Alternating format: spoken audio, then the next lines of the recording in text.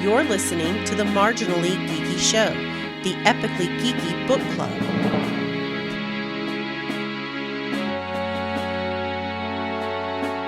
Greetings and welcome to the Marginally Geeky Show. I'm your host for the evening, Eugene Stevens. We've got our whole cast back tonight, including Jen, Sean, Chris, and Ray. How are y'all doing? Spectacular.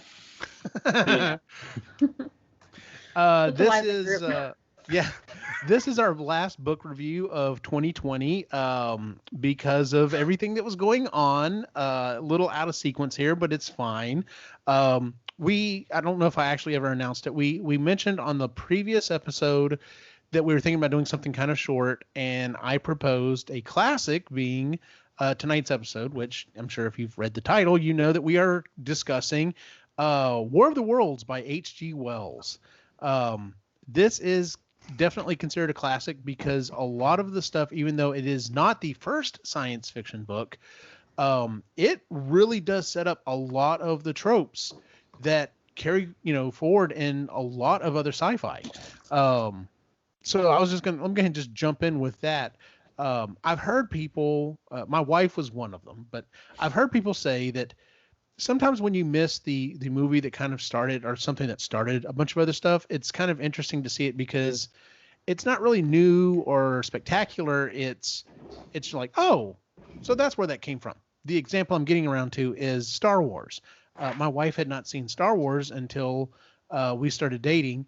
And then it's like, and I've heard other people mention this who had not seen Star Wars like when they were young, and they've already read, watched, whatever, a lot of sci-fi, and they're like, oh, okay, well, I see where these people have pulled from Star Wars or whatever.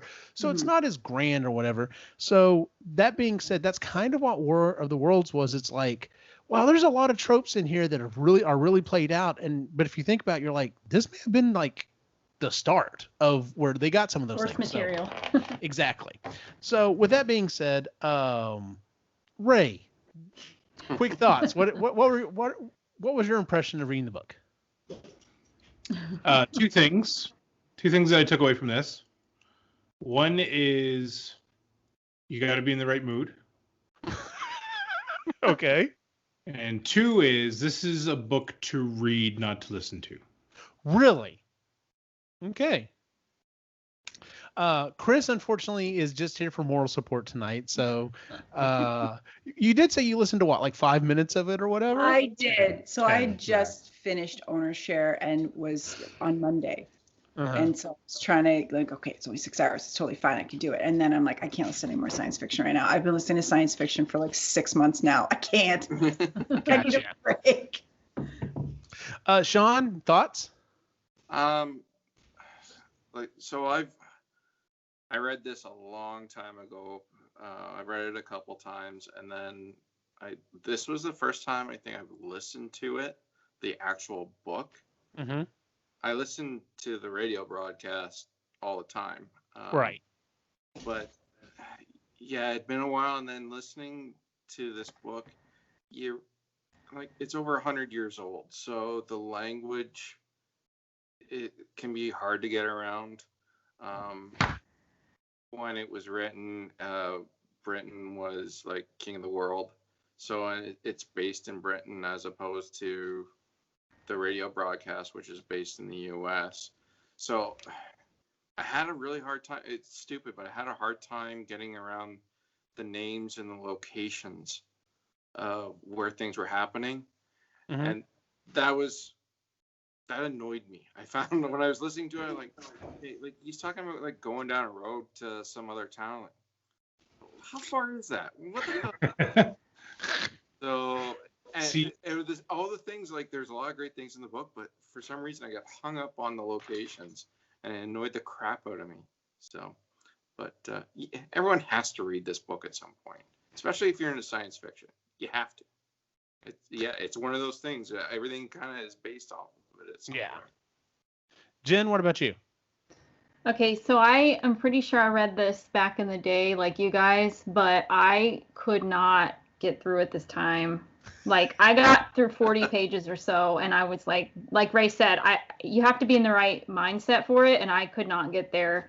It was just too slow moving. The language wasn't doing it for me. The story was not progressing, and I just kind of gave up. So I did not finish because I couldn't do it. So sorry. Yeah, that's one of the problems with reading the classics, is some of them are kind of translate and can kind of be timeless, but I find most things that people classify as a classic is like, no, this is very much of the time in which it was written. And it is. So let's start with that. By the way, so and I didn't get to this. The first time I ever read this book was in the 4th grade. This is the book that introduced me to the idea that, wow, books could actually be kind of cool and interesting, because up to that point I'm reading stuff that honestly I didn't care anything about. And then all of a sudden it's like, ooh, this is about like aliens coming and stuff. And even though, it's, everyone talks weird and it's really set in old times or whatever, it's like, man, that's a cool idea. What would people way back when have dealt with, when it came to aliens? So, I have a question then. Yes. Because there was a couple of audiobooks that we had a choice of. Which one did you download and which one did you listen to? Give me half a second here. The one that I downloaded was a free version. We didn't have that option. Okay. Yeah, I got the free one. Oh, did you? I didn't see a free one. I didn't. But I was reading it. The one that I listened to was narrated by Simon Vance, and it was a free download on Audible. So the one we listened to was by Penguin and David Harewood. He's an acclaimed actor apparently, and he narrated it and almost put me to sleep when I was driving the car a few times. Oh no. So maybe, granted, it's not, I wouldn't say this was definitely the best voice acting, but it wasn't bad. He was energetic when he needed to be and everything else. So maybe that was part of the problem. I didn't mind it. So when he got into his characters and everything, that was all good. I enjoyed that part of it, but just his narration of it was very, I think it was suitable for the book, but I couldn't do it driving. It was. No, I understand. I was out. So anyway.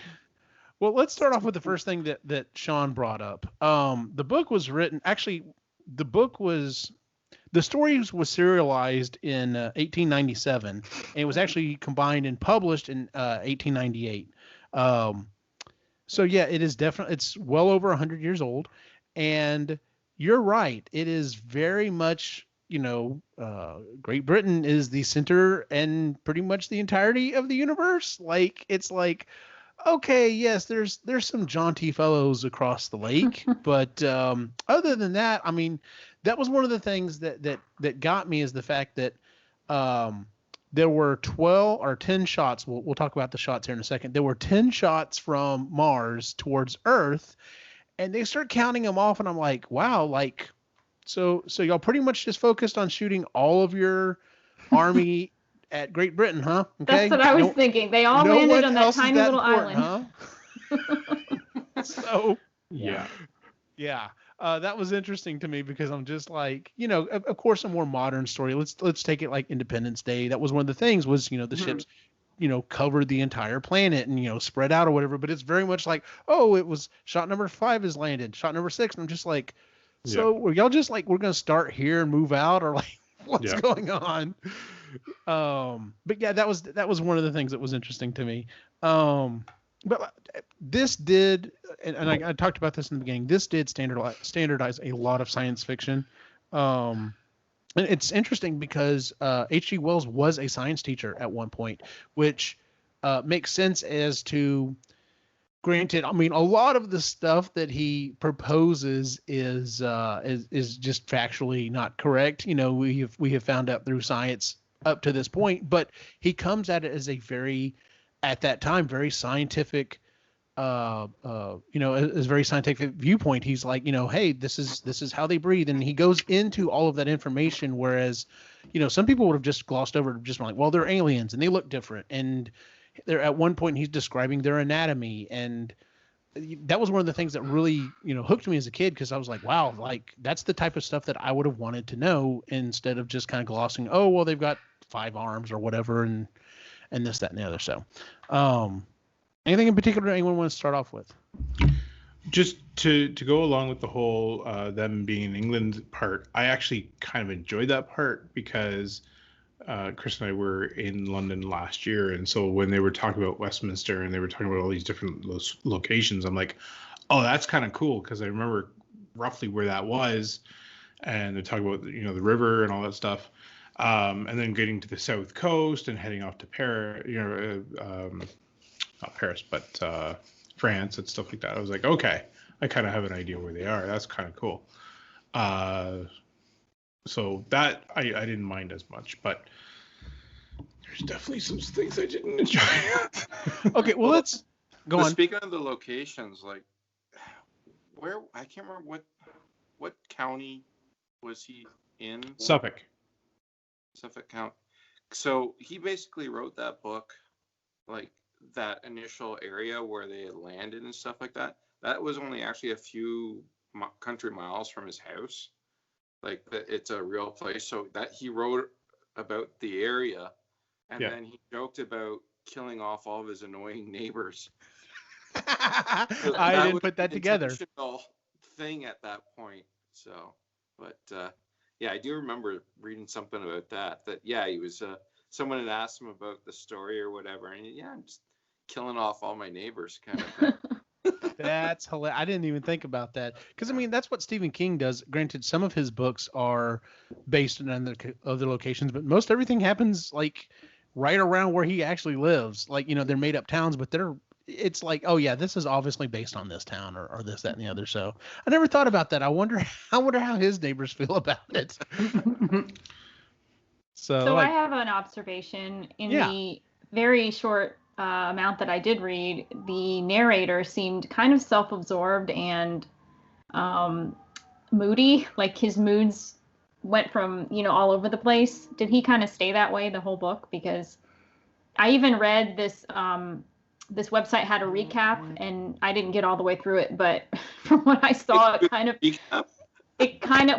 to get through the recap, but then I ran out of time at work, so.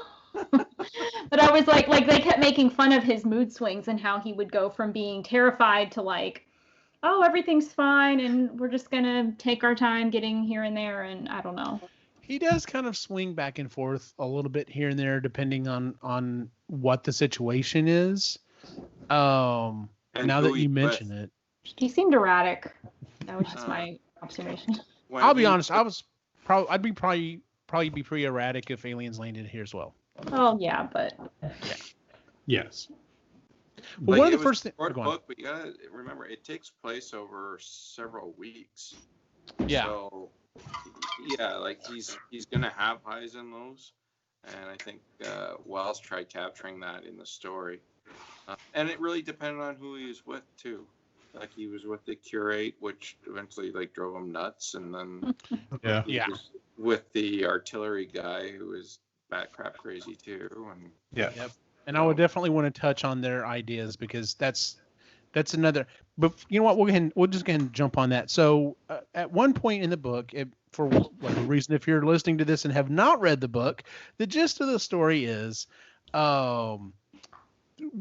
unbeknownst to us, there is life on Mars, and over the course of I think over a little over a week, every night they observe a large shot, or what looks like an explosion, on the surface of Mars.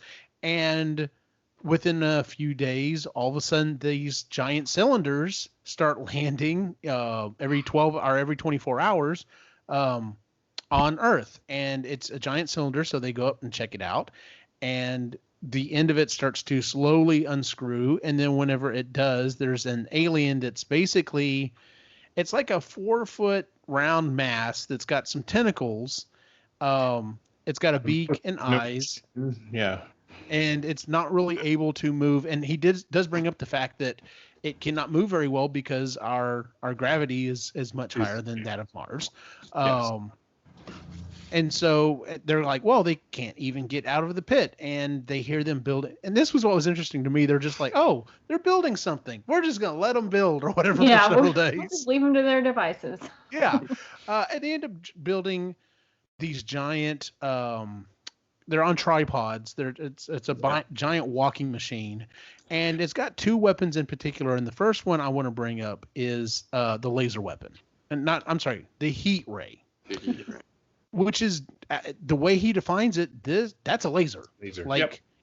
And lasers were not really invented until about 1957. So like he's definitely pulling ideas that are kind of bubbling around at this time, but not, it's very much, what are some hypotheses that are running around, and taking that and seeing it into the future, which is a common thing in science fiction. I can't tell you how many people, have said the reason I've got into whether it be NASA or SpaceX is because they watched Star Wars and Star Trek. Like it's that, they wanted to see that future come to fruition. Yep. So, that was one of the things that I really thought was interesting. I was like, well, he's describing it. It's like, well, that's obviously a laser. I'm like, well, when was that about? And I'm like, he forecast this 60, 70 some odd years ahead of schedule, which is actually really, really cool. And then it has another weapon. And anyway, so the aliens proceed to basically just start stomping and rolling over what defenses they can throw up. They're shooting giant cannons and stuff at them, but what few hits they get, it's mostly like, well, it was pure luck that we knocked out even one of these things. And then they have, along with the laser weapon that's burning everything up, they also have another weapon that shoots a thick gas that basically kills everything that it touches. Yeah, that one confused me. the black smoke. The black smoke, yes. He kept changing the word of, it was vapor and then it was smoke, and I'm like, those are different things.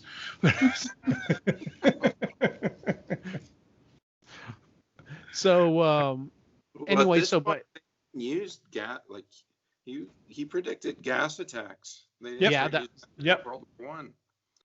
So 2 for 2. Yep. So it and then at the end, and then of course near the very end, they were like, they figured out they're working on a flying machine, and they're like, what? And that was so it was really interesting. Like I said, I loved seeing how he took ideas and in this case he made it, alien technology, but using some of these things that were just now starting kind of to get kicked around as ideas for possible technologies, and seeing them, come to fruition. So, but let's talk about and then the course of the story. It jumps back and forth between him and his brother's, account of what's going on. But he meets up with a couple of different characters, and the one guy he meets up with, he's in shock, of course, and he just keeps going on about like how and why are these things around? What have we done to anger God? And this is yet another, like a big tentpole when it comes to science fiction is well, let's take on religion, and we'll talk about how this works into the realm of science fiction.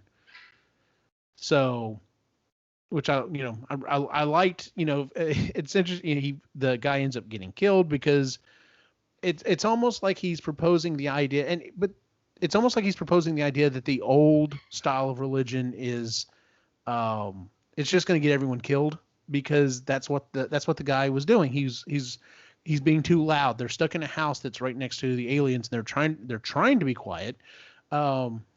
But he specifically says he eats constantly and drinks, and he won't, he's being he's pulling in all these resources for himself, and he's not thinking ahead, and he's being loud, and he's specifically, crying out and drawing attention to himself, and the aliens end up getting him.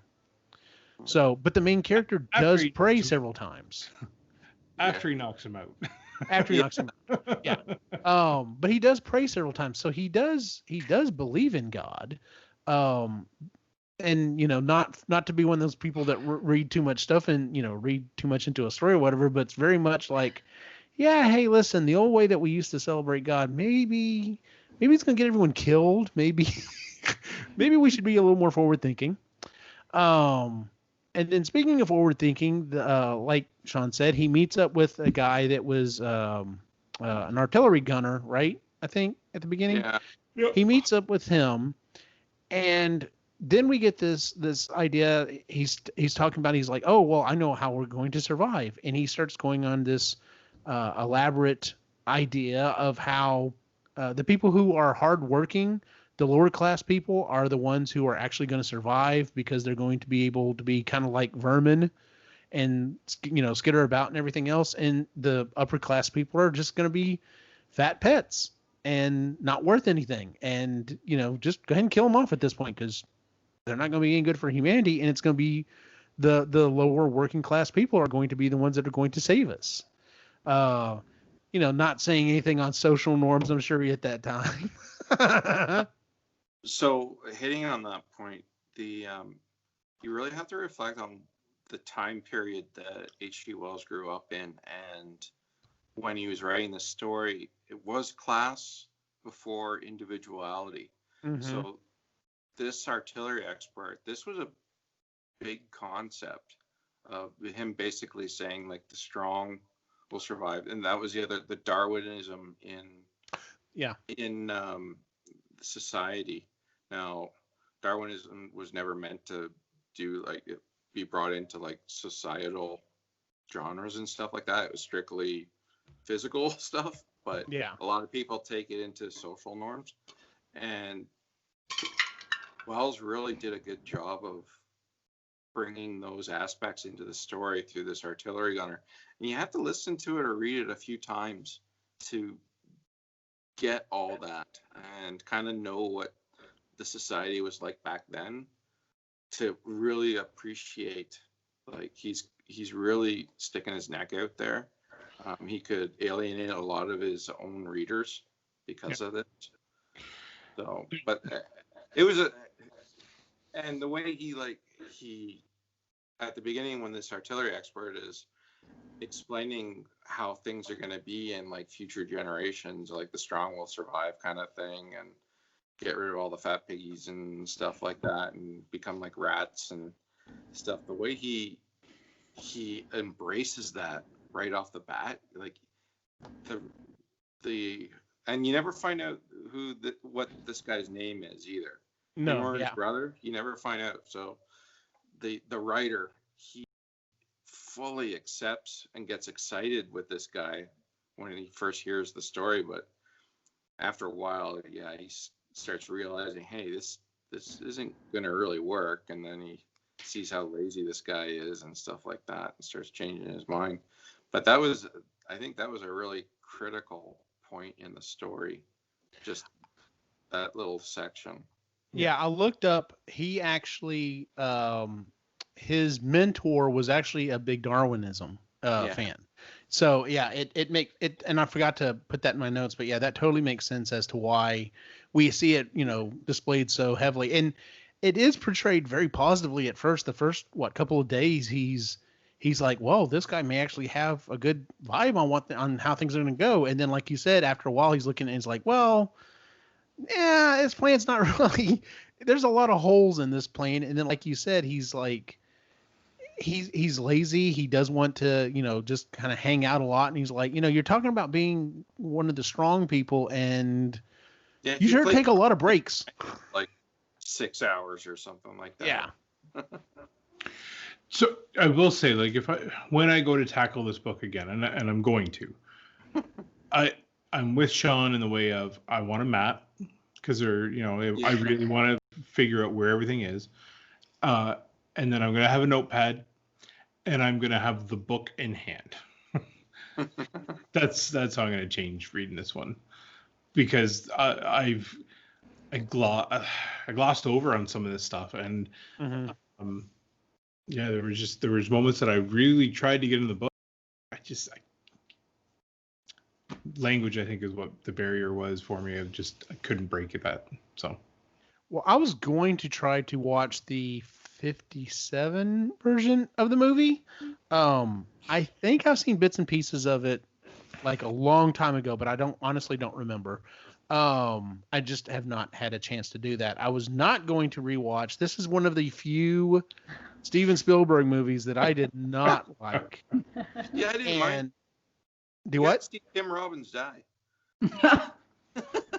There's something about it, and I don't know. Maybe I was expecting something different. I think now that I'm a little older, maybe I should try giving it another shot and giving it in the idea of, well, this doesn't have to be the exact book. It can be in interpretation of it, and as long as it's got the bones there of the original, maybe it will be fine. So I kind of do want to go back and rewatch it, but I specifically wanted to see what they would do in a 50s in the in the 50s as to spaceships and stuff. But how cool would it be to have either a Netflix or an HBO series based on this book and set it in the original time period as well? Oh, I think that would be awesome. I think that would be really well done. BBC has a series right now, War of the Worlds. It's literally, it just started airing. What is it? Months ago. BBC, I think, has a British one. Just started. It's like a 3-episode. I haven't watched it yet. But that's another thing. There's a lot of TV series and movies that have been based off of this book because it's been out for so long and it's like a classic science fiction. I remember watching an old Canadian TV series, War of the Worlds. It was produced in like 1988, lasted 3 seasons, and I used to watch all the time, and I'm trying to remember it, but it barely got by the censors because it was like pretty gruesome. Like to kill the aliens, like you had to push out their eyeballs, kind of thing, and then they dissolved. Oh yeah, it was. That's a Canadian show. Yeah, this is Canadian. Yeah, that sounds about right. No, Mr. Dress Up. Holy crap.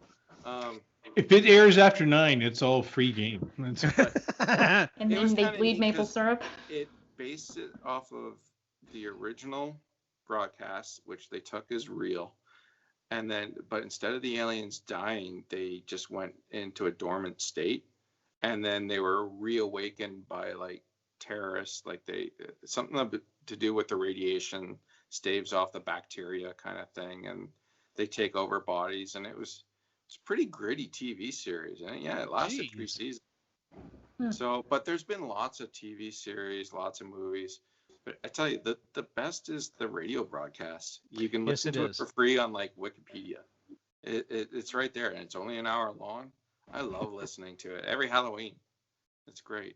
So. Yeah, a lot of people listen to it. I don't know if the college station still broadcast it, but there was a time period there for almost on Halloween every year. That's what they would do, is they would rebroadcast it. And of course, we're talking about the when Orson Welles did a interpretation of it and did a live broadcast, and quite literally, a lot of people thought it was real and thought we were being invaded. So. Yeah, that caused pandemonium. It was well done. Yeah. That's like literally, if you take any kind of a media class, like everyone learns about that, because that was like the first example of, listen, like, everyone jokes about, media and everything else, but given the right temperament and the right story and done the right way, like it can have a huge impact on people. It's funny. One of the things that's currently going on right now is the British government. Someone in the British government is trying to get Netflix to put a warning on the beginning of The Crown to say, hey, this is not a documentary. And to Netflix's credit, they've come back and said, yeah, our viewers are smart enough to know that if we don't say it's a documentary, they're not taking it as such. So how about you give people a little credit? When I'm like, good for you, Netflix. Yeah. Well, yeah, it's because there's real life events that happen throughout it that I guess it does maybe people would think that it was real, but no, it's not real. If I remember correctly, it's because the office he works for, whoever held that position in the show, like called the queen a pig or whatever, and he's just like, yeah, that never happened. We want to make sure that never happened. It's all fictional. And they're just like, the queen a pig. Oh my god. You're like, yeah, well, we got it. Absolutely we did. How did they know? Yeah, exactly. Y'all are giving people too much credit. I don't know that people are that smart to figure stuff out. I'm very jaded though. That's true. A couple of quick things. So, the space travel. Now, he got lasers right. He got chemical warfare right. And the ending of the book. Much if they tried it that way. Yes. So, like I said in the beginning, the way, the locomotion for getting the Martians to Earth is to literally put them in a giant gun and shoot a bullet, basically, that hits Earth. Number one, excellent trajectory. Number two, yeah, when he's explaining the crater that it creates, I'm just like, yeah, if you really shot something like that and that size of a thing actually like hit, like it would have only taken one and Britain would have been gone. Like, or at least half would have just exactly just wiped out. Yeah, that and the alien inside of it, everything would be just toast. Oh, Yeah. Yeah. So I thought that was funny. And of course, we've seen that there's the the old stop motion, the guy's getting, or I think it was, no, wait a minute, it was a guy getting into like a giant bullet and it gets loaded into a gun and there's dancing people or whatever, and then like you see the moon and it like, yeah. So that's been carried forth, a lot, ideologies of how would you get ships. But I mean, at this point, I mean, flight's not like a thing. So like, let alone, hey, we're going to get in a ship that's going to travel to another planet. So yeah. How do we get stuff from here to there really quickly? Oh, gun. And, if there was a parachute on that, and I mean, it's not far off from when the moon landing thing. Yeah. And then I like of course, how he got that so far off, and yet he got artificial muscles. Yes. That was another thing. Yeah. That was like, holy crap, good thinking. But yeah, because that's like, we don't even have that quite. Like, we're just now starting to scratch that. So, but in the end, and this is what blew my mind as a kid was, reading this book. Well, how the book's almost over. How are they going to win? Are humans going to survive or not? And he stumbles upon the aliens that are being eaten by birds because they've all died from disease. Which, is another science fiction trope that's, it's not the big things that'll get you, it's the little ones. So, which is very pertinent for 2020, but but yeah, overall, I enjoyed the book. Like I said, I haven't read it in a long time, but I did enjoy it. And like you, Sean, I've listened to the radio play and stuff, and just going through it, there's a lot of stuff in the book that has quite honestly been done to death by other science fiction. But you look at it and you're like, oh no, this is like the start. This was the beginning, the genesis of a lot of these ideas. So I'm still confounded by the fact that he got lasers like so freaking right. Like, well, he even talks about like the chemical composition. He talks about argon or something like that. Mm-hmm. He does discuss argon because there was more argon in Mars' atmosphere.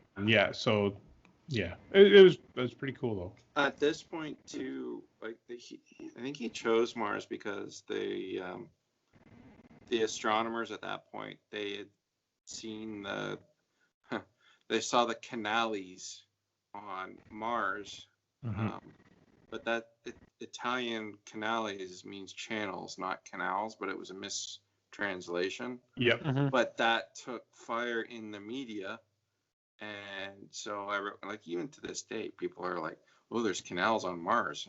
Well, no.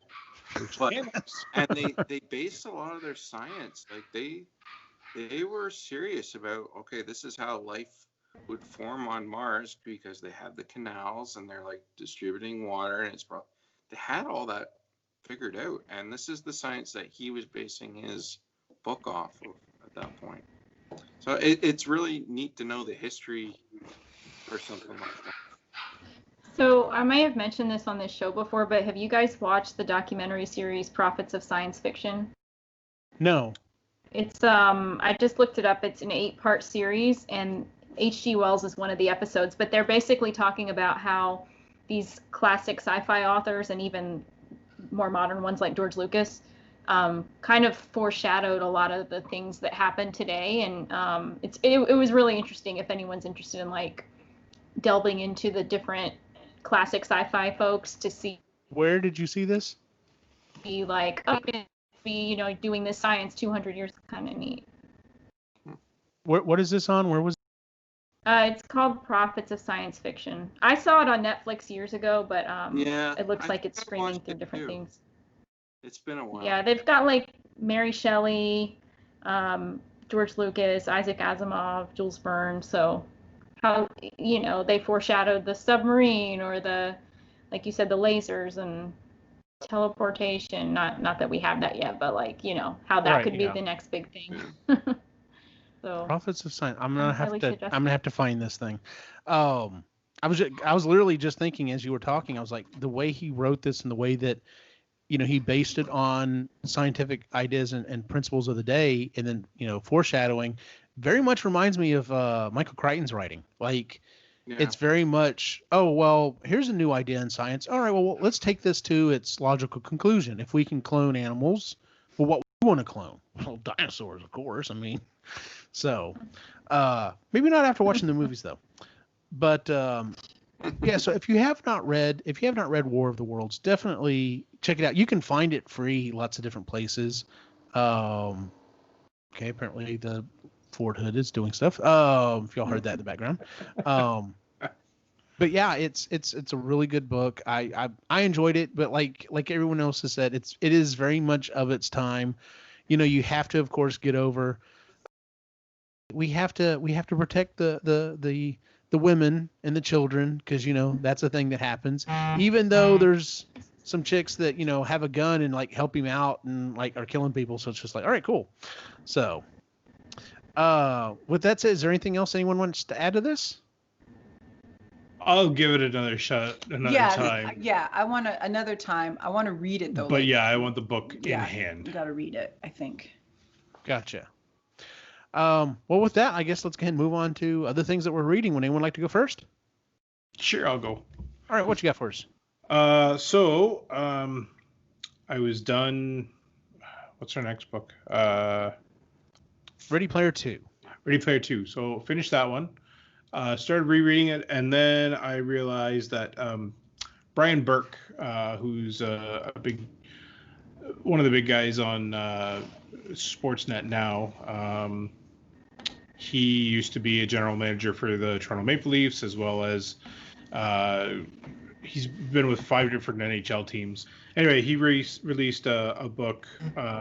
It's called Burke's Law, and it's all about his whole career and going through just his kind of rules of his life and how he's just lived it and how it was successful for him, and how you can kind of apply them to your own life, I guess. The cool thing about him is he pulls no punches. He doesn't take any bullshit. He calls it like he sees it, and he sticks. The thing that I really like though is that he sticks with it. So if he comes and tells you, like if he says that this is bullshit, 5 years from now he'll still say, yeah, at that time I believe that was bullshit. But if he sees that it's turned over for a different reason, then he'll he'll actually say, and these are why I've changed my mind, or my mind hasn't changed because this is bullshit. Like he'll stick with it. So I thought that was pretty cool. He's very honest about himself too. He's made mistakes and he's owned up to it, and so it was a very honest book, which is kind of cool. So that's good. Chris, have you been reading anything else? Yeah, I am in the second part of Lord of the Rings, The Two Towers. So right now I'm hanging out with Gollum and Smeagol and Sam and Frodo. That is a book that I have to read. I don't think I could have ever listened to Lord of the Rings because of the language. Like a lot of it's poetic, and it's meant to sound old, and because he wrote it in the 50s, but still, I think it's meant to sound old and times of yore and stuff like that. So I don't think I could have listened to Lord of the Rings, but I'm liking it and it's good. And then I have been listening to Eckhart Tolle. I tried reading his book years ago, but I wasn't ready for for him. But his stuff now is resonating with me more, so I've been listening to snippets of Eckhart Tolle. He's pretty cool. And that's it. Interruption by a dog. Yeah. Sean, what about you? Have you been reading anything else? Right now I'm on the 4th book in the Red Rising trilogy by Pierce Brown. The 4th book. So I guess he just kept writing after he finished his trilogy. So it's coming up on a 6-book story arc, but it's another one of my hit lists. You guys, if you got some spare credits on Audible or something like that, start reading the Red Rising trilogy. It's very well written for a guy that I think this was like his first series. Narration is great. Took a little getting used to.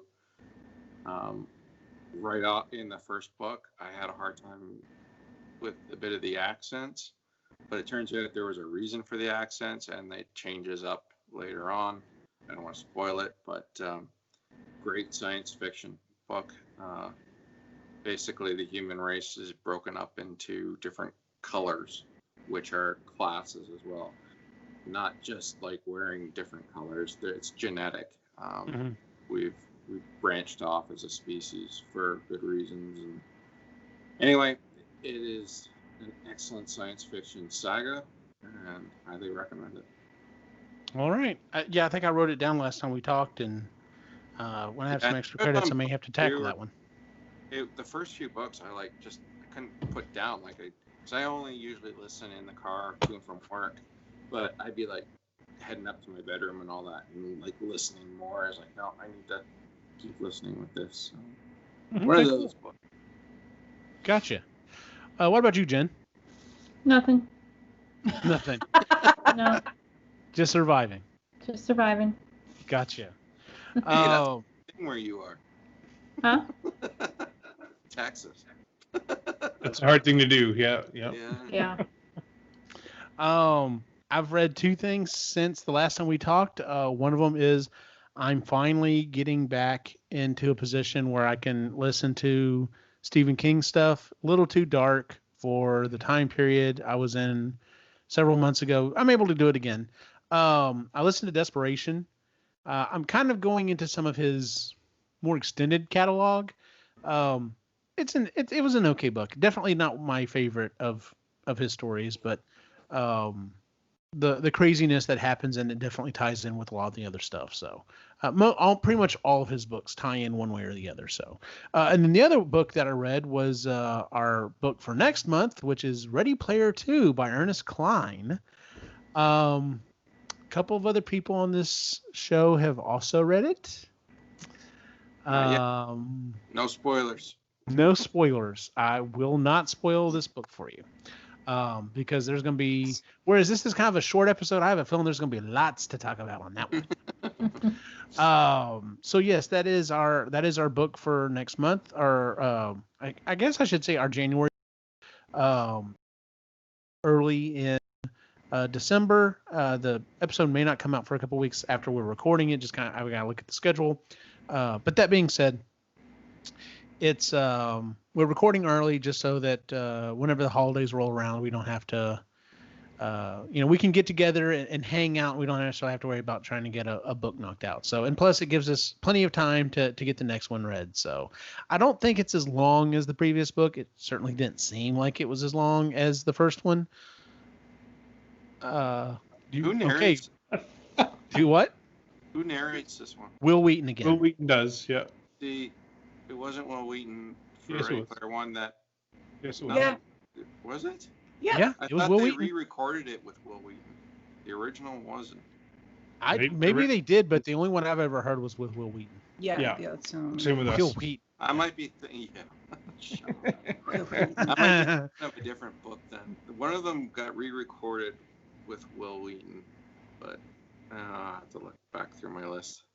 See, that's something and if we ever get score in hell, I would like to do an interview with just someone who works at Audible and just be like, tell us about your business and how y'all got started and everything else. Yeah. Because that would be one of those things I'd be like, Why do you I mean, I understand sometimes there's a need, like licensing or whatever, they maybe have to get someone to reread it or whatever. But in some cases, it seems like the book comes out and just a couple of years later, they get someone else to reread it. And it's just like, why do y'all do that? And so Well, anyway. go to Audible and their corporate department.